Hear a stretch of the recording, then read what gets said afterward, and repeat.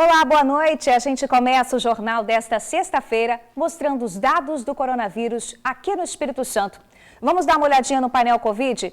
Até agora, gente, já são mais de 61 mil casos confirmados e quase 2 mil mortes no estado.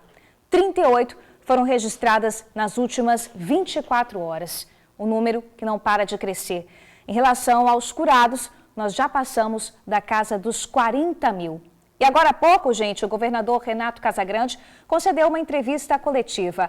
Entre as mudanças anunciadas está a extensão no horário de funcionamento de restaurantes. Quem vai trazer essas informações agora, atualizadas, é o repórter Vitor Zucolotti. Vitor, meu amigo, boa noite para você.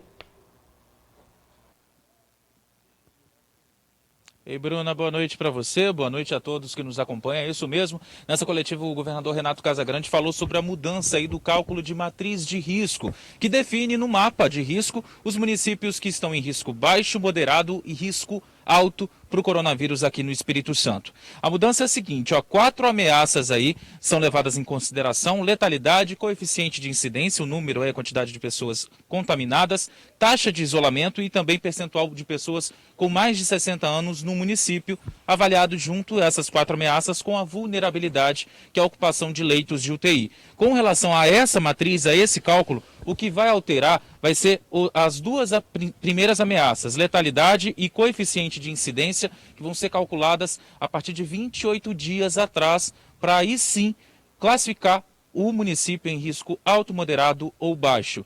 E é isso mesmo, Bruna. O governador também falou sobre o aumento, a extensão de horário de funcionamento de restaurantes e também falou sobre a academia. Dá uma olhada. Temos uma mudança pontual com relação a restaurantes. Então, nos municípios de risco moderado, hoje os restaurantes podem funcionar de segunda a sexta-feira até às 16 horas. Então, nesses municípios de risco moderado, a partir de agora, os restaurantes poderão continuar funcionando de segunda a sexta, só que até às 18 horas. E aos sábados, nesses municípios de risco moderado, o restaurante poderá funcionar também até às 16 horas. E no risco alto, os restaurantes poderão funcionar até às 18 horas, de segunda a sexta, não podendo funcionar aos sábados. Teve uma outra pequena mudança com relação às academias, dos municípios de risco moderado. Nós retiramos a limitação de até 5 pessoas, mantivemos a distância entre o equipamento e entre as pessoas fazendo exercício. Então, a única mudança que teve nas academias foi essa. Risco alto continua com limitação, risco moderado foi retirado essa limitação, mas as outras regras continuam iguais. Pois é, além dessa situação aí com relação ao restaurante, academia, mudanças pontuais, o governador também informou que agora, a partir de agora, o mapa de risco, ele vai ser avaliado também, vai avaliar município por município, não tem mais região. Antes a região metropolitana era avaliada como um todo, agora ela não vai ser mais avaliada dessa forma. Por exemplo, Vila Velha e Vitória. Outra coisa também que influenciava é se o município era vizinho de um município em risco alto. Ele, consequentemente, também seria risco alto ou risco moderado, dependendo da aproximação. Agora não tem isso. Se, por exemplo, Vila Velha tiver risco baixo, tiver risco alto, Vitória pode ser risco moderado ou risco baixo ou até mesmo risco alto. O que vale a partir de agora, nessa nova matriz de risco, é a avaliação por município individualmente. Bom, essas são as informações aí sobre a Covid-19, as mudanças. Eu volto com você, minha amiga Bruna, aí no estúdio. Obrigada, Vitor, trazendo aí as últimas atualizações sobre o coronavírus no estado. E ainda falando nesse assunto, gente, mais de 40 mil pessoas conseguiram vencer a batalha contra a Covid-19 aqui no Espírito Santo. Mas elas, gente, também devem continuar mantendo todos os cuidados. É que novos testes do Laboratório Central, o LACEN, vão poder identificar casos de reinfecção entre os capixabas. A Renata é técnica de enfermagem. Ela tem 40 anos e pegou a Covid-19. Agora, ela já está curada da doença, mas continua mantendo todos os cuidados. Continuo usando máscara quando eu saio de casa. Continuo usando álcool em gel e álcool líquido para limpar as mãos, para a gente manter, sempre os cuidados que são necessários para que eu não transmita novamente a doença. A atitude da Renata é muito importante. Estudos recentes apontam que ainda é cedo para garantir a imunidade do paciente que já teve o coronavírus. Ou seja, se exposto novamente à Covid-19, esse paciente poderia pegar novamente a doença. Felizmente, isso não é a regra, isso é a minoria dos casos. E quando o paciente geralmente tem essa reinfecção, o quadro clínico é mais brando, é oligossintomático, é realmente uma apresentação clínica muito mais branda do que a pneumoinfecção. De acordo com o painel Covid, mais de 39 mil capixabas já estão curados do coronavírus. E a Secretaria de Saúde prevê a realização de novos exames feitos pelo próprio LACEN, o Laboratório Central, que apontem a reincidência de casos. Assim, vai ser possível constatar se uma mesma pessoa teve coronavírus mais de uma vez. A partir da realização dos novos testes da Abbott, que poderíamos fazer no LACEN, não o teste rápido sorológico, mas o teste no nosso laboratório central, vamos poder avaliar reincidências de casos, poder abrir também algumas linhas de investigação sobre a temporalidade da imunidade ao Covid-19 no nosso estado. Então, é possível que já tenha algumas expressões de pessoas que apresentem um aumento do IgM ou sintomatologia característica de uma nova infecção, e a capacidade que o estado tem de poder investigar será incrementada com a realização desses testes pelo LACEN. Em Minas Gerais, na região de Belo Horizonte, um possível caso de reincidência da doença já é investigado. Um jovem de 22 anos, técnico de enfermagem, Libério Tadeu Fonseca Pereira, foi diagnosticado com a Covid-19 em abril, fez o isolamento necessário e aparentemente estava curado da doença. Mas 2 meses depois, em junho, teve os sintomas novamente, dessa vez mais graves. Foi internado e faleceu nesta semana. O exame também deu positivo para a doença. O Covid-19 realmente é uma doença extremamente nova. Então, como tudo nessa doença, a imunidade também é um dos fatores que a gente não tem compreensão exata dos pormenores da imunidade no Covid-19. Gente, fica o alerta então, até mesmo quem já pegou a doença tem que continuar mantendo todos os cuidados para se proteger e proteger o próximo também. Agora a gente dá uma pausa no assunto coronavírus para falar da violência na Grande Vitória. No bairro Oriente, em Cariacica, os bandidos têm invadido casas durante a madrugada e assaltado moradores também no meio da rua. Em um dos crimes, uma jovem quase foi estuprada pelo bandido. O horário da câmera de vídeo monitoramento marca 4h50 da manhã. Repare que um homem aparece caminhando tranquilamente na imagem. Ele se aproxima do portão e entra na residência sem maiores dificuldades. Cerca de 8 minutos depois, o ladrão volta carregando uma mochila. A casa que foi assaltada fica no bairro Oriente, em Cariacica. O meu esposo acordou, para poder trabalhar.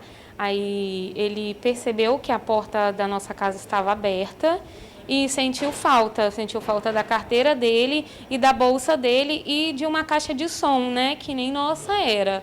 Aí a gente viu que realmente tinham entrado na nossa casa e levado nossas coisas. O criminoso chegou a invadir o quarto de uma criança na casa. Por sorte, ela estava dormindo na casa da avó. Ela não estava, mas ele chegou a entrar sim. A gente fica com muito medo, porque sabendo que ele já foi na minha casa, viu que eu tenho dentro, ele pode voltar, pode comunicar a outras pessoas, E assim como ele fez na minha casa, ele pode fazer em qualquer uma. O bandido foi embora levando dinheiro e objetos. Um prejuízo estimado em cerca de R$1.000, mas esse arrombamento que aconteceu na madrugada de quinta-feira não foi o único aqui na região. Essa outra casa também foi invadida. O criminoso entrou pelo portão dos fundos depois de quebrar o cadeado. A filha da vítima conta que a onda de criminalidade é constante no bairro.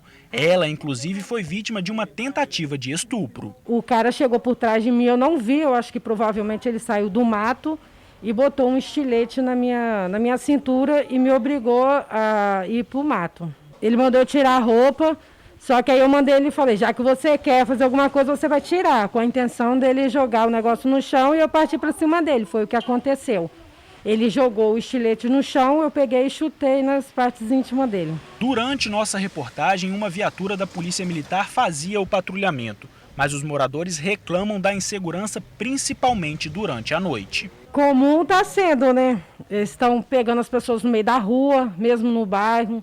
Esses dias mesmo pegaram um carro aqui na rua, levaram o carro. E assalto também, eles estão pegando as pessoas, pegando as coisas. E até aqui mesmo na porta a gente já teve 2 assaltos já. Gente, a Polícia Militar informou que tem feito policiamento ostensivo na região com o objetivo de prevenir e reprimir todo tipo de crime. E teve operação no Complexo da Penha, em Vitória. Mais de 200 policiais cercaram a região e fizeram abordagens. Mais de 20 pessoas foram levadas para a delegacia, sendo que 4 delas eram foragidas da Justiça. Mais de 200 policiais de várias unidades da PM participaram da operação.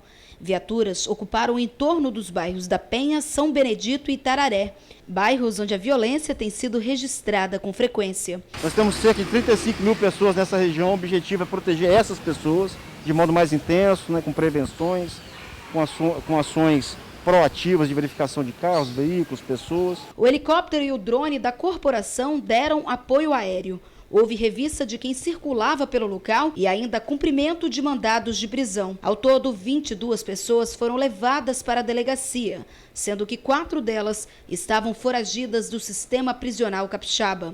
Existem indivíduos aqui perigosos que eventualmente confrontam as nossas guarnições.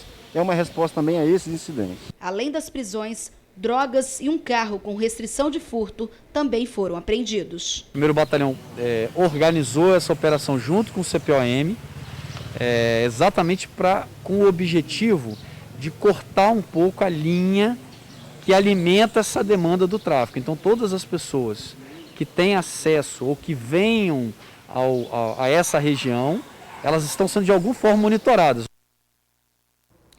E a seguir, quer gastar menos no supermercado? A dica é pesquisar. O Procon de Vitória fez uma listinha mostrando que pode ser grande a diferença de preços entre um estabelecimento e outro. Agora vamos dar uma olhadinha como é que está o trânsito. Você vê agora imagens ao vivo da Reta da Penha na capital. Nos 2 sentidos da pista, o trânsito está bem livre, sem nenhum carro, sem nenhuma retenção. A gente volta rapidinho. O Conselho Regional de Medicina apresentou um estudo onde sugere novos protocolos nos hospitais em relação à Covid-19. Entre eles está o tratamento precoce da doença. O Conselho acredita que quanto mais cedo o protocolo seja aplicado, menor a chance de transmissão da doença e menor o número de óbitos.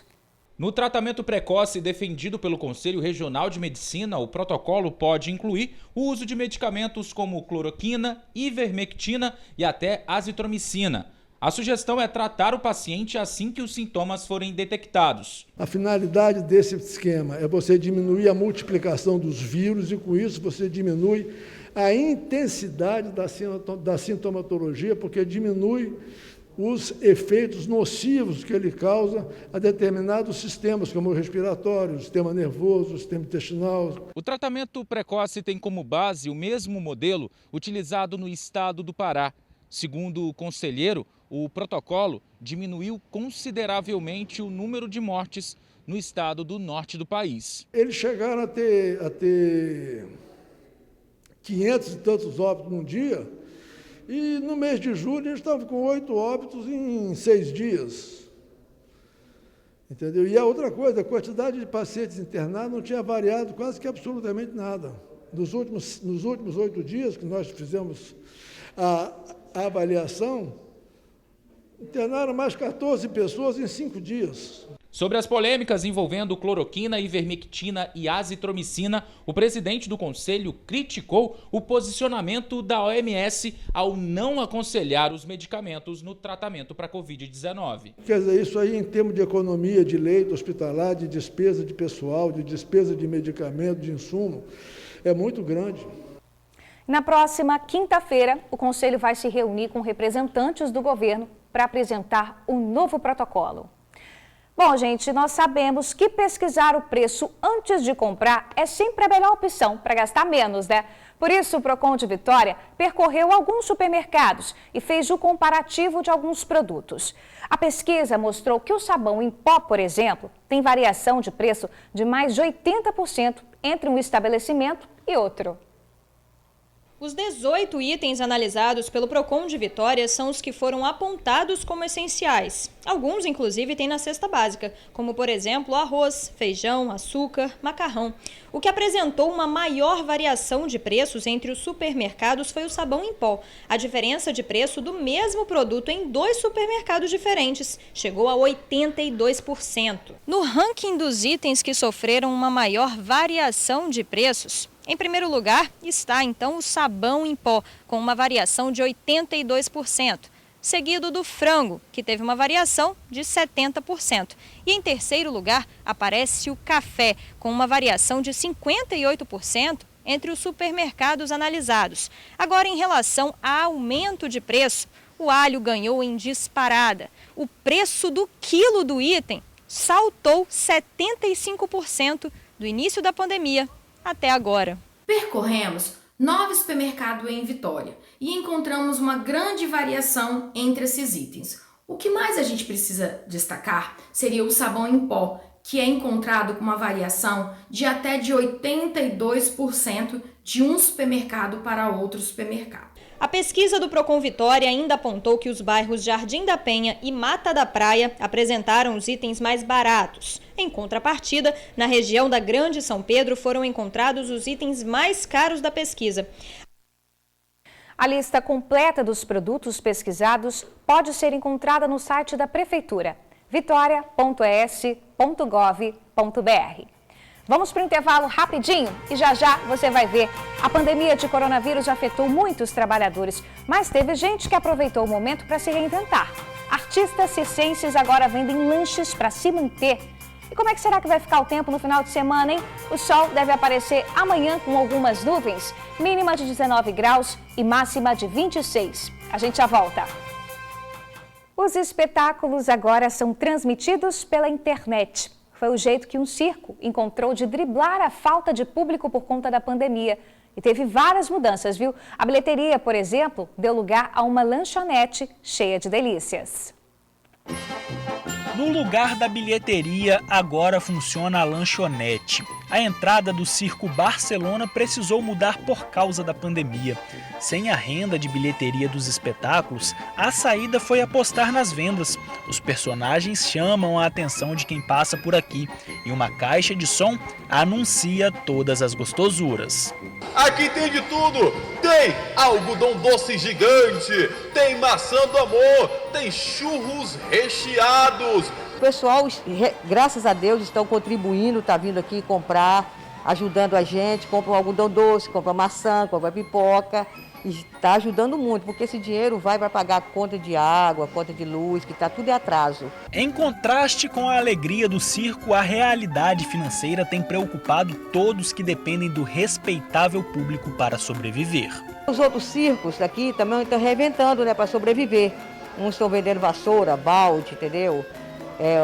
Hoje está vendendo taça, o Circo Benhu está vendendo taça, está Circo Vassoura. Sem arquibancada, sem público, o jeito está sendo mesmo se reinventar. E por isso a tecnologia passou a ser uma forte aliada.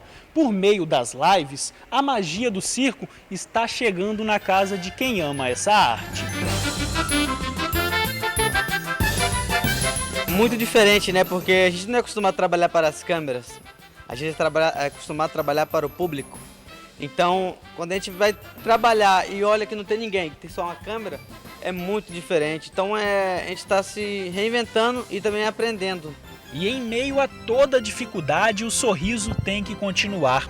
E o motivo é grandioso, mais um membro chegando para se juntar à trupe. Nasceu o filho do palhaço Chicharito. Ah, novidade? Ué, é o meu filho, Davi! Vai ser o palhacinho Davizinho.